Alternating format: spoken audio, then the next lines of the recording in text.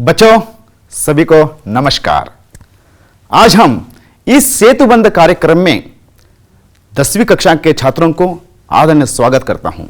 मेरा नाम संजय कुमार गणपति राठौड़, सरकारी हाई स्कूल बाचनहट्टी, मागड़ी तहसील और रामनगर जिला से मैं आया हूं। तो देखिए बच्चों, अब हम इस सेतुबंध कार्यक्रम में आज मैं आप लोगों के सामने दो विषयों के बारे में मैं चर्चा करना चाहता हूं। पहला विषय है निबंध रचना और उसके बाद पत्र लेखन।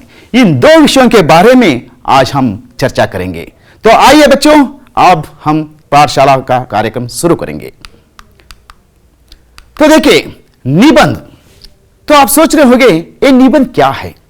तो हर बच्चों को हमें पूरी तरह से जानकारी होनी चाहिए कि निबंध क्या होता है।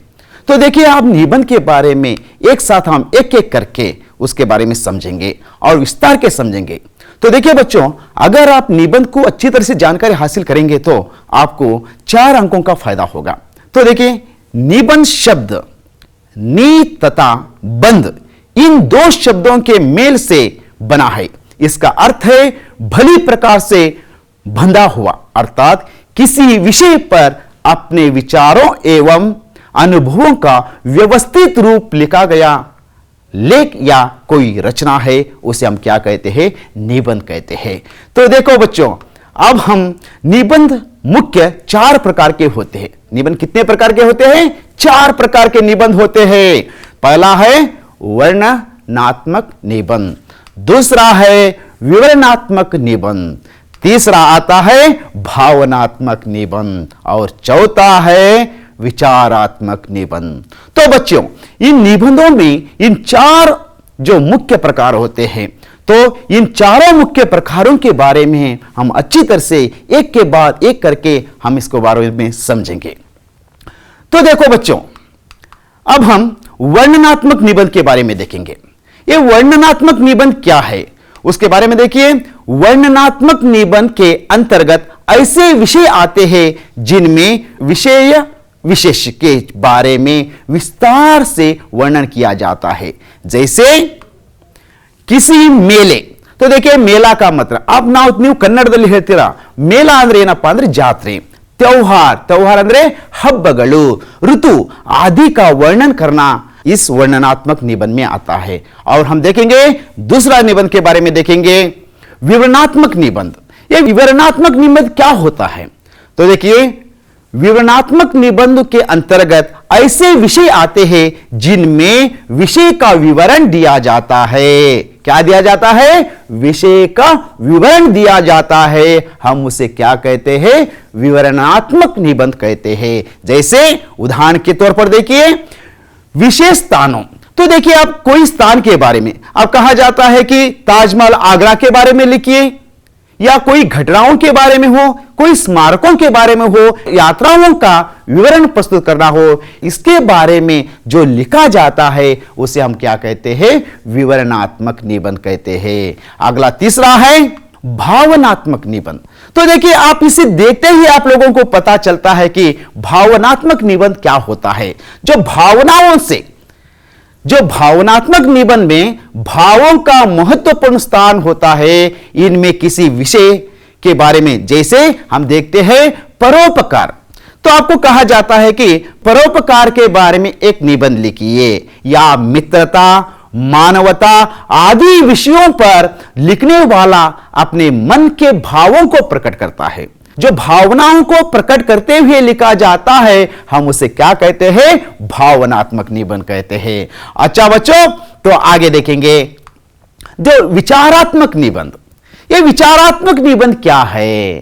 तो विचारात्मक निबंध में किसी विषय के पक्ष हो, विपक्ष हो, हानि, लाभ। उदाहरण के लिए इंटरनेट के बारे में लिखिए, तो आप देख सकते हैं कि जो हमारे मन में आने वाले जो विचारों को हम व्यक्त करते हैं, तो इंटरनेट के बारे में लिखिए। इंटरनेट से हानि भी होती है और लाभ भी है। ऐसे अनेक विषयों के बारे में पक्ष, विपक्ष, हानि, लाभ आदि के विषय में विचार व्यक्त किए जाते हैं। जो अपने मन में आया हुआ विचारों को हम व्यक्त करते हैं। यह निबंध देश तथा समाज की समस्याओं से जुड़े होते हैं। इसके अंतर्गत आने वाले विषय हो सकते हैं, जैसे देखिए इंटरनेट। मैंने पहले ही कहा चुका हूं आपको इंटरनेट के बारे में। प्रदूषण की समस्या, आजकल हमारी जनसंख्या की समस्या, आतंकवाद, ये आदि विचारों के बारे में हम विचारात्मक रूप से हम बताते हैं, तो ऐसे निबंधों को हम क्या कहते हैं? विचारात्मक निबंध कहते हैं। बच्चों, आप लोगों को समझ में आया हुआ है हम विचारात्मक निबंध को किस तरह से लिखा जाता है।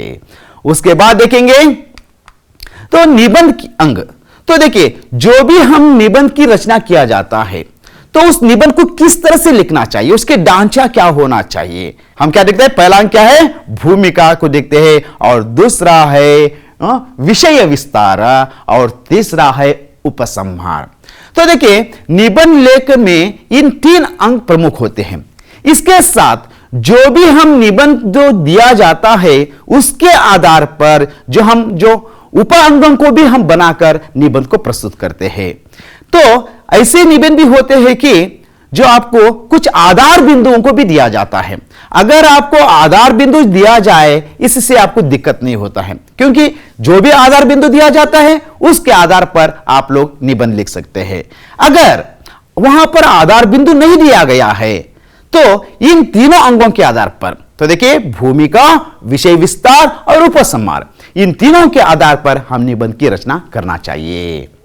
तो देखिए बच्चों, आगे हम भूमिका क्या है, विषय विस्तार क्या है, उपसंहार किसे कहते हैं, उसके बारे में एक के बाद हम विस्तार को उसको समझेंगे। तो बच्चों, निबंध के अंग, पहला अंग है भूमिका। निबंध का पहला अंग भूमिका होती है। भूमिका में विषय को 4-5 वाक्यों में समझाया जाता है। इसे प्रस्तावना भी कहते हैं। जब आप निबंध लिखते हैं तो जो प्रस्तावना के तौर पर जो आपको जो विषय दिया जाता है, उस विषय में क्या है उसके समझाते हैं ना आप, उसे क्या कहते हैं? प्रस्तावना। यानी कि प्रस्तावना ज्यादा नहीं होना चाहिए, थोड़े से थोड़े 4-5 वाक्यों में होना चाहिए प्रस्तावना। उसके बाद आता है दूसरा अंग। निबंध के दूसरा अंग है, क्या है? विषय विस्तार। निबंध का दूसरा अंग विषय विस्तार है। विषय विस्तार में विषय से संबंधित भिन्न भिन्न बिंदुओं पर अलग अलग अनुच्छेदों में विस्तार से लिखा जाता है। इसे हम क्या कहते हैं? विषय विस्तार कहते हैं। तो निबंध रचना में विषय विस्तार का महत्व बहुत बड़ा है। क्यों? आप देखिए, विषय विस्तार में क्या हो सकते हैं। तो आपको निबंध दिया जाता है तो आप लोग कुछ विषय विस्तार में उप अंगों को भी आप बना लेना चाहिए। मैंने कहा पहले लाभ हानि, इंटरनेट से लाभ हानि महत्व, इस तरह से आप उसे क्या विषय विस्तार में आप एक के साथ एक लिख सकते हैं। उसके बाद आता है निबंध के तीसरा अंग है उपसंहार। उपसंहार, इस उपसंहार निबंध का तीसरा और अंतिम भाग है। इस भाग में निबंध में बताई गई सारी बातों को निष्कर्ष लिखा जाता है। यानी कि जो आप कंक्लूजन आते हैं, जो इस निबंध से आपको क्या जानकारी मिली है, इससे क्या लाभ हुआ है, उसके बारे में आप उसे उपसंहार में आप लिख सकते हैं। इस तरह से इन अंशों के आधार पर हम निबंध की रचना करते हैं। तो बच्चों, मुझे समझ रहा हूं कि मಕ್ಕಳೇ ನಿಮಗೆಲ್ಲ ಅರ್ಥ ಆಗುತ್ತಾ ಇದೆ ಅಂತ ಅನ್ಕೊಂಡಿದ್ದೀನಿ ನಾನು। ಯಾಕಂದ್ರೆ ಮೊದಲು ನಿಬಂಧವನ್ನು ನಾವು ಬರೆಯುವಾಗ ಈ ನಿಬಂಧದ ಅಂಗಗಳೇನೇನು, ಯಾವ್ಯಾವ ಹಂತಗಳಿರ್ತವೆ, ಯಾವ್ಯಾವ ಹಂತಗಳನ್ನು ನಾವು ಹೇಗೆ ಬರೀಬಹುದು ಅನ್ನೋದನ್ನು ಕೂಡ ನಾವು ಈ ಅಂಗಗಳ ಮೂಲಕ ನಾವು ತಿಳ್ಕೊಂಡಿದ್ದೀವಿ। ಹಾಗಾದ್ರೆ ನೋಡಿ, ಮುಂದಿನ ಅಂಶಕ್ಕೆ ಹೋಗೋಣ। ನಿಬಂಧ लिखते समय ध्यान रखने योग्य बातें। ನೋಡಿ ಮಕ್ಕಳೇ, ಯಾವುದೇ ಒಂದು ನಿಬಂಧವನ್ನು ನಾವು ಬರೆಯುವಾಗ ನಾವು ಗಮನದಲ್ಲಿರುವಂತಹ ಪ್ರಮುಖವಾದಂತಹ ಅಂಶ ಏನು ಅನ್ನೋದನ್ನು ನಾವು ಮೊದಲು ತಿಳ್ಕೋಬೇಕು। ಯಾಕಂದ್ರೆ ಯಾವುದೇ ಒಂದು ವಿಷಯವನ್ನು ನಾವು ಬರೆಯುವಾಗ ಹೇಗೋ ಹಾಗೋ ಬರೆಯಂಗಿಲ್ಲ, ಅದಕ್ಕೂ ಕೂಡ ರೂಲ್ಸ್ ಆ್ಯಂಡ್ ರೆಗ್ಯುಲೇಷನ್ ಇರ್ತದೆ। ಇಷ್ಟೇ ಹೀಗೆ ಬರೀಬೇಕು, ಈ ಅಂಶಗಳನ್ನೆಲ್ಲ ನಾವು ಅಳವಡಿಸ್ಕೊಂಡು ಬರೀಬೇಕು ಅನ್ನೋದು ಇರ್ತದೆ। तो देखिए, पहला हमारा मुख्य ध्यान देने योग्य बात यह है, निबंध लिखने से पहले निबंध के विषय को अच्छी तरह से समझ लेना चाहिए। तो देखिए, हम निबंध लिखने से क्या समझ लेना चाहिए? विषय को समझ लेना चाहिए, किसके बारे में पूछा गया है, क्या बताया गया है। इसलिए हम निबंध के विषयों को हम अच्छी तरह से समझ लेना चाहिए। उसके बाद निबंध के विषय को समझने के बाद निबंध से संबंधित बिंदुओं को समझना चाहिए। यानी कि बिंदुओं का मतलब होता है आधार बिंदु, जो आप निबंध में किन किन आधार बिंदुओं के आधार पर आप इस निबंध की रचना करने वाले हैं, वो आपको जानकारी होनी चाहिए। और उसके बाद है तीसरा, इसके बाद निबंध की भूमिका बनाइए। आप देखिए निबंध की भूमिका को आप बना लेना चाहिए। और चौथा है प्रत्येक बिंदु को एक अलग अनुच्छेदों में लिखें। प्रत्येक बिंदु को आप अलग अलग भाग करके अलग अलग विचारों को आप वहां पर प्रस्तुत करना चाहिए। और पांचवा है निबंध की भाषा। निबंध की भाषा कैसी होनी चाहिए? सरल और सुबोध होना चाहिए। बच्चों, आप समझ रहे होंगे कि हमारी निबंध जो रचना करते हैं उसकी भाषा कैसी होना चाहिए? सरल होना चाहिए और सुबोध होना चाहिए। लिखावट भी अच्छी तरह से रहना चाहिए। तब इन निबंध लिखते समय हमें ध्यान देने योग्य बातों को आप लोग अच्छी तरह से समझिए। अब हम देखेंगे आपके पाठ्य पुस्तक में निहित निबंध के विषय दिया गया है। आपकी 10वीं कक्षा के किताब में यहां पर दिया गया है। जनसंख्या की समस्या, नारी तुम केवल श्रद्धा हो, पर्यटन का महत्व, नागरिक के कर्तव्य, बेरोजगारी की समस्या, महंगाई की समस्या, वन महोत्सव। इन विषयों के बारे में आप लोग क्या करना चाहिए? ध्यानपूर्वक आप इसे देखना चाहिए। इन निबंधों को हम किन किन आधार बिंदुओं द्वारा हम यहां लिख सकते हैं, उसके बारे में आप अच्छी तरह से समझिएगा।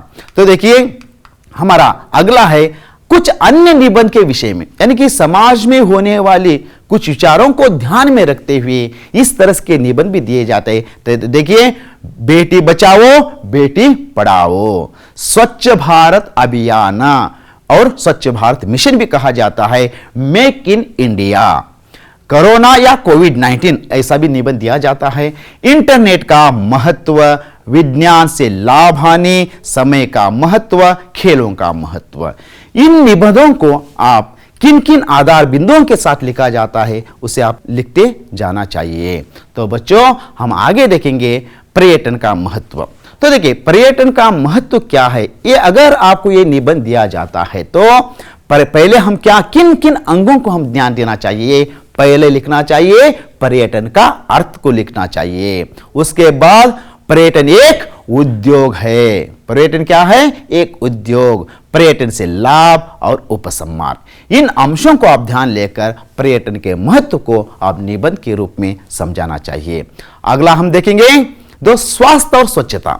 इसे हम कुछ अंगों को हम यहां पर दिया गया है। पहला है प्रस्तावना, महत्व, आवश्यकता और उपसंहार। अब देखिए मैं आप उदाहरण में एक निबंध को यहां पर प्रस्तुत करने जा रहा हूं, आप इसे ध्यान से देखिए। वन महोत्सव, पहले यहां पर लिखा गया प्रस्तावना। प्रस्तावना क्या होना चाहिए? अगर हम वन महोत्सव के बारे में निबंध लिखने जा रहे हैं तो हमें प्रस्तावना को क्या लिखना चाहिए? मानव जीवित रहने के लिए वन्य संपदा की उन्नति ही आवश्यकता है।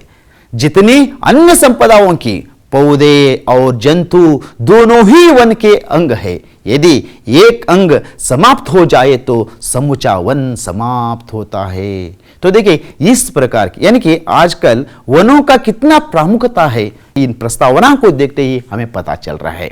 और उसके बाद देखेंगे वृक्षों का महत्व। आजकल वृक्षों का महत्व क्या है? वृक्षों से अनेक उपयोग है। वे है लकड़ी प्राप्ति, उद्योगों के लिए कच्चा माल, फलों की प्राप्ति, रोजगार की प्राप्ति, पशुओं को चराचर, ईंधन की प्राप्ति, पशु पक्षियों का संरक्षण करना, बहुमूल्य वस्तुओं की प्राप्ति आदि, जलवायु वर्षा में सहायक, भूमि कटाव पर रोक। अगर देखिए जब बारिश आता है, भूमि कटाव होता है तो पेड़ के जड़ों से हम रोक सकते हैं। बाढ़ पर नियंत्रण, राष्ट्र की सुरक्षा, पर्यावरण को शुद्ध रखना, वैज्ञानिकों के मतानुसार स्वस्थ वातावरण के लिए 33% भूमि पर वन होना चाहिए। इससे पर्यावरण का संतुलन बना रहता है। यह है वृक्षों का महत्व को। हम अगला पॉइंट के बारे में देखेंगे उपसंहार।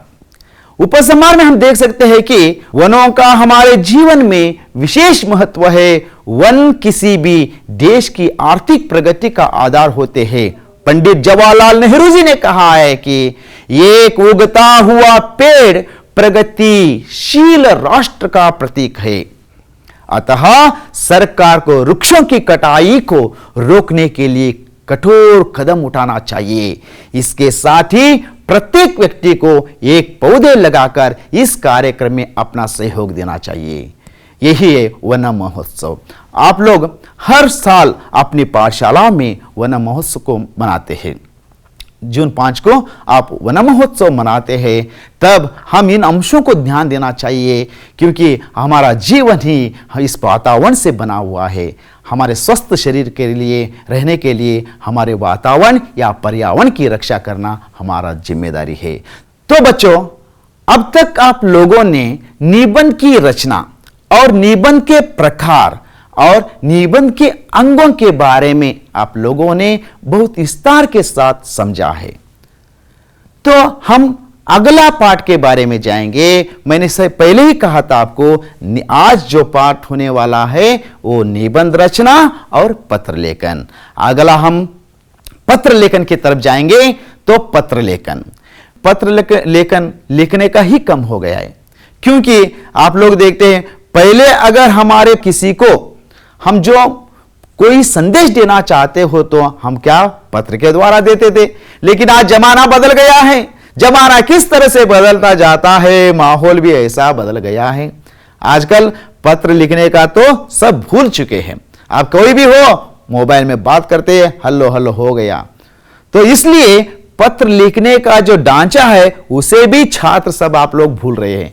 लेकिन इस पत्र लेखन का उद्देश्य है जो हमारे पहले से आया हुआ है उसे हम बनाए कायम रखना चाहिए। तो देखिए, पत्र लेखन के 2 प्रकार होते हैं। पहला है व्यावहारिक पत्र और दूसरा है पारिवारिक पत्र। तो बच्चों, आज हम छुट्टी पत्र के बारे में, कोई कारण देते हुए छुट्टी के लिए प्रार्थना पत्र लिखिए। अगर आपको इस तरह से जो विषय दिया जाता है तो आप इस पत्र लेखन को किस तरह से लिखना चाहिए यहां पर बताता हूं आपको। इतना ही नहीं, स्वास्थ्य का कारण देते हुए छुट्टी के लिए प्रार्थना पत्र लिखिए। और तीसरा है भाई बहन की शादी का कारण देते हुए छुट्टी के लिए पत्र लिखिए। तो बच्चों, आपको इन 3 विषयों में से आपकी परीक्षा की दृष्टि से हो या आपकी पाठशाला में हर बार इस तरह के प्रश्न पूछा जाता है, आप इसे गौर से और ध्यान देकर आप इसको समझना चाहिए। अगर आप पत्र लेखन को समझेंगे तो आपको कितने अंक मिल सकते हैं? 5 अंक मिल सकते हैं। तो देखिए, निबंध लेखन में 4 अंक और पत्र लेखन में 5 अंक, कुल आप 9 अंक पा सकते हैं। गांव जाने का कारण देते हुए छुट्टी के लिए प्रार्थना पत्र लिखिए। कोई कारण देते हुए, अस्वस्थता के कारण, भाई बहन की शादी और गांव जाने के लिए, इन 4 विषयों को आप ध्यान देना चाहिए। तो देखिए, पहला आता है प्रारंभ। पत्र की प्रारंभ किस तरह से होना चाहिए। तो पहले हम लिखते हैं, दिनांक लिखते हैं। उसके बाद प्रेषक का मतलब होता है जो हम पत्र लिखने वाले को हम प्रेषक कहते हैं। पत्र लिखने वाले को क्या कहते हैं? प्रेषक कहते हैं। जो पत्र लिख रहा है बंदा, उसे हम क्या कहते हैं? प्रेषक कहते हैं। और देखिए यहां पर अब क सरकारी विद्यालय मागड़ी, सेवा में यानी कि हम जो किसे पत्र लिख रहे हैं। अगर हम छुट्टी पत्र किसे लिखते हैं? हमारे अध्यापक को हम छुट्टी पत्र लिखते हैं। तो देखिए यहां पर हो सकता है प्रधान अध्यापक जी या प्राचार्य, और उस पाठशाला का नाम लिखते हैं सरकारी विद्यालय मागड़ी। तो देखिए, आदरणीय महोदय, तो यहां संबोधन है। हम तो रिस्पेक्ट के लिए बोलते हैं, आदरणीय महोदय कहते हैं। और इतना है। उसके बाद विषय। तो देखिए, पहले मैंने कहा दिनांक, प्रेषक, उसके बाद संबोधन, उसके बाद विषय क्या है? छुट्टी के लिए प्रार्थना पत्र। उसके बाद आता है कलेवर। जो पत्र का कलेवर कैसा होना चाहिए? यहां पर देखिए, उपर्युक्त विषय के संबंध में मेरे गांव मोहल्ले में मेला है, यानी कि आपको वहां पर दिया, पहले ही मैंने बता चुका हूं कि कोई कारण देते हुए, कोई कारण यानी कि यहां पर एक कारण दिया गया है, मेरे गांव मोहल्ले में मेला है। मेला का मतलब क्या है? जात्रे, आप कन्नड़ में बोलते हैं जात्रे। अतः दिनांक डैश से दिनांक डैश तक। तो देखिए डैश से डैश, आपसे कब से कहां तक आपको छुट्टी चाहिए। अगर यहां पर 3 दिन विद्यालय में नहीं आ सकती। अगर लड़का हो तो नहीं आ सकता हूं, अगर लड़की हो तो नहीं आ सकती हूं, छुट्टी देने की कृपा करें। इस तरह से कलेवर होना चाहिए। उसके बाद हम धन्यवाद सधन्यवाद अर्पित करते हैं और उसका अंत क्या होता है? आपका छात्र, आपकी छात्रा, जो पत्र लिख रहा है, छात्र छात्रा और अभिभावक के हस्ताक्षर, पिता माता भाई बहन कोई भी हो, उनका हस्ताक्षर होना चाहिए। तो बच्चों, आप इसे देखने पर आपको पता चलता है कि इन अंशों को ध्यान में रखकर अगर आप पत्र लिखेंगे तो आपको कितने अंक हो सकते हैं? 5 अंक मिल सकते हैं। तो देखिए दूसरा और एक उदाहरण देता हूं। उदाहरण के तौर पर देखिए, यहां पर देखिए सभी सेम हैं। जो पहले कैसा है, पहले कलेवर क्या होना चाहिए, संबोधन क्या चाहिए, सब एक ही तरह के होता है। वहां पर लाल आपको रंग दिखाई दे रहा है ना, वहां पर कारण, सिर्फ आप कारण चेंज करना चाहिए। तो देखिए पहले आपको गांव मोहल्ला या मेले के लिए वहां पर पत्र लिखा गया था, यहां पर मेरी तबीयत ठीक नहीं है। सिर्फ इतना ही आप याद कीजिए, इतना ही चेंज कीजिए, मेरी तबीयत ठीक नहीं, अतः दिनांक डैश से डैश तक मैं स्कूल आ नहीं सकता। ध्यान देकर आप इसे समझेंगे, 2 बार 3 बार लिखेंगे तो आपको याद आ जाएगा। उसी प्रकार में और एक पत्र यहां पर लाल अक्षर देखिए, वहां पर मेरे भाई मेरी बहन की शादी है, सिर्फ इतना ही चेंजेस हुआ है। इन चेंजेस क्या हुआ है उसको पर ध्यान दीजिए। मुझे अपने गांव जाना है, इसलिए मुझे 3 दिन की छुट्टी देने की कृपा कीजिए। इस तरह से भी ये एक उदाहरण है। उसके बाद हम देखते हैं, प्रवास जाने के लिए रुपये भेजने का अनुरोध करते हुए अपने पिताजी के नाम पर पत्र लिखिए। याद आया? इस वाक्य को आप देखते ही आपको पता चल रहा है कि यहां एक पारिवारिक पत्र है। तो हमने छुट्टी पत्र के बारे में देखा, अब हम देखेंगे पारिवारिक पत्र। तो देखिए पिताजी के नाम पर यहां पर एक पत्र लिखिए, इस तरह से यहां पर बताया गया है। तो देखिए किताबें खरीदने के लिए रुपये भेजने का अनुरोध करते हुए अपने पिताजी के नाम पत्र लिखिए। तो देखिए इन दोनों अंश ये क्या होते हैं? यहां पारिवारिक पत्र है। तो देखिए पहला आता है दिनांक, उसके बाद स्थान, पूज्य पिताजी। आप पत्र किसे लिखते हैं? उनका है पूज्य पिताजी, सादर प्रणाम। मैं यहां कुशल हूं, आप भी वहां कुशल हैं, समझता या समझती हूं, मैं अच्छी तरह पढ़ रहा या पढ़ रही हूं। मुझे पहली संकलनात्मक परीक्षा में अच्छे अंक मिले हैं। अगले महीने हमारे विद्यालय से प्रवास जा रहे हैं। मेरे सहपाठी भी प्रवास जाने के लिए तैयार हैं। मैं भी प्रवास जाना चाहता हूं, प्रवास या यात्रा जाना चाहता हूं या चाहती हूं। 2000 रुपये धनादेश द्वारा भेजने का कष्ट करें। धनादेश यानी कि डाक द्वारा भेजने का कष्ट करें। माता जी को मेरा प्रणाम, भाई को मेरा प्यार।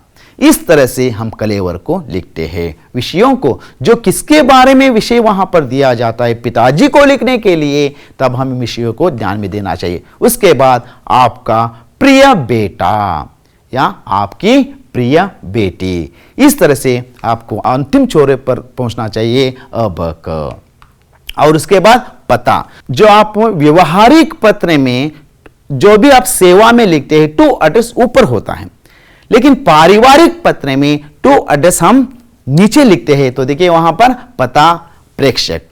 मैं समझता हूं कि आप लोग व्यवहारिक पत्र और पारिवारिक पत्र के बारे में आप लोगों को अच्छी तरह से समझ में आया है। तो देखिए बच्चों, आपको मैं गृह कार्य देता हूं। दिए गए संकेत बिंदुओं के आधार पर 12-15 वाक्यों में निबंध लिखिए। इस प्रकार आपको जो निबंध दिया जाता है, तो पहला देखिए स्वच्छ भारत। स्वच्छ भारत को, इस निबंध को आप लोग किस तरह से लिखना चाहिए? तो देखिए पहले प्रस्तावना, उसके बाद स्वच्छ भारत अभियान का अर्थ लिखना है, अभियान का प्रारंभ एवं लक्ष्य क्या है, और उसके बाद उपसंहार। इस प्रकार इन आधार बिंदुओं को ध्यान में रखकर आप लोग स्वच्छ भारत निबंध लिखना चाहिए। दूसरा निबंध दिया जा रहा है आपको जनसंख्या की समस्या। इसके लिए भी यहां पर आधार बिंदु दिया जा रहा है प्रस्तावना, जनसंख्या वृद्धि के कारण और परिणाम, जनसंख्या नियंत्रण के उपाय और उपसंहार। और तीसरा निबंध आपको दिया जा रहा है बेरोजगारी। आप कन्नड़ में क्या कहते हैं? बेरोजगारी को निरुद्योग समस्या कहते हैं। उसके बारे में आप निबंध लिखना चाहिए घर में। उसके लिए आधार बिंदु दिया जा रहा है प्रस्तावना और बेरोजगारी के कारण क्या हो सकते हैं, उसके निवारण एवं उपाय और उपसंहार। इतना ही नहीं, पर्यटन का महत्व। तो पर्यटन का अर्थ क्या है? पर्यटन एक उद्योग, पर्यटन से क्या लाभ हो सकते हैं, उपसंहार। तो देखिए बच्चों, आप लोग अपने घर में बैठकर और निबंध को आप लोग अच्छी तरह से लिखना चाहिए और समझ लेना चाहिए। उसके बाद निबंध रचना के बारे में आपको गृह कार्य आप लोगों ने लिख लिया है। अब हम अगले पत्र लेखन की ओर चलेंगे। तो देखिए, और एक गृह कार्य है पत्र लेखन। निम्नलिखित विषय के बारे में आप घर में पत्र लेखन लिखना चाहिए। पहला विषय है कोई का सकारण बताते हुए 4 दिन की छुट्टी के लिए अपनी पाठशाला के प्रधान अध्यापक जी को एक पत्र लिखिए। मैं आपको गृह कार्य दे रहा हूं, याद से आप लिख लीजिए। तो देखिए, दूसरा है जीवन में पढ़ाई के महत्व को बताते हुए अपने छोटे भाई को एक पत्र लिखिए। यहां पर 2 पर, पहला पत्र है व्यवहारिक पत्र और दूसरा पत्र है पारिवारिक पत्र। और तीसरा पत्र दिया जा रहा है अपनी पढ़ाई के बारे में बताते हुए पिताजी के नाम एक पत्र लिखिए। और चौथा आपको गृह कार्य दिया जा रहा है अपनी बहन की शादी में भाग लेने के कारण बताते हुए अपने पाठशाला के प्रधान अध्यापक जी को एक पत्र लिखिए। तो बच्चों, आपको पत्र लेखन, आपको गृह कार्य दिया जा रहा है। घर में बैठकर इन चारों पत्रों को आप लिखना चाहिए। अब तक आप लोगों ने इस सेतुबंध कार्यशाला में निबंध रचना के बारे में आप लोगों ने अच्छी तरह से समझा है। इतना ही नहीं, आप पत्र लेखन को हम किस तरह से लिखना चाहिए, पत्र लेखन के महत्व को भी आप लोगों ने समझा है। आप अपने घर में बैठकर आप निबंध और ये पत्र लेखन को अच्छी तरह से लिखिए और समझिए। और अब तक मैंने आपको इन विस्तार के साथ इन पत्र लेखन के बारे में और निबंध के बारे में बताया हूँ। ಮಕ್ಕಳೇ, ಇವತ್ತು ನಾನು ನಿಮಗೆ ನಿಬಂಧ ಲೇಖನ ಮತ್ತು ಪತ್ರ ಲೇಖನವನ್ನು ಯಾವ ರೀತಿ ನಾವು ಬರೀಬೇಕು ಅನ್ನೋದನ್ನು ಉದಾಹರಣೆಗಳ ಮೂಲಕ ನಾನು ನಿಮಗೆ ತಿಳಿಸಿದ್ದೇನೆ. ನಿಮಗೆ ಇದು ಅರ್ಥವಾಗಿದೆ ಅಂತ ತಿಳ್ಕೊಂಡಿದ್ದೇನೆ. ಮಕ್ಕಳೇ, ಮನೆಯಲ್ಲಿ ಕೂಡ ನಿಮಗೆ ಕೊಟ್ಟಂಥ ಗೃಹ ಕಾರ್ಯವನ್ನು ಕೂಡ ಮನೆಯಲ್ಲಿ ತಪ್ಪದೇ ನೀವು ಅದನ್ನು ಬರೆದು ನಿಮ್ಮ ಶಾಲಾ ಅಧ್ಯಾಪಕರಿಗೆ ಅದನ್ನು ತೋರಿಸ್ಬೇಕಂತ ಹೇಳ್ತಾ ಇಲ್ಲಿಗೆ ನಾನು ಈ ಕಾರ್ಯಕ್ರಮವನ್ನು ಮುಗಿಸ್ತೇನೆ.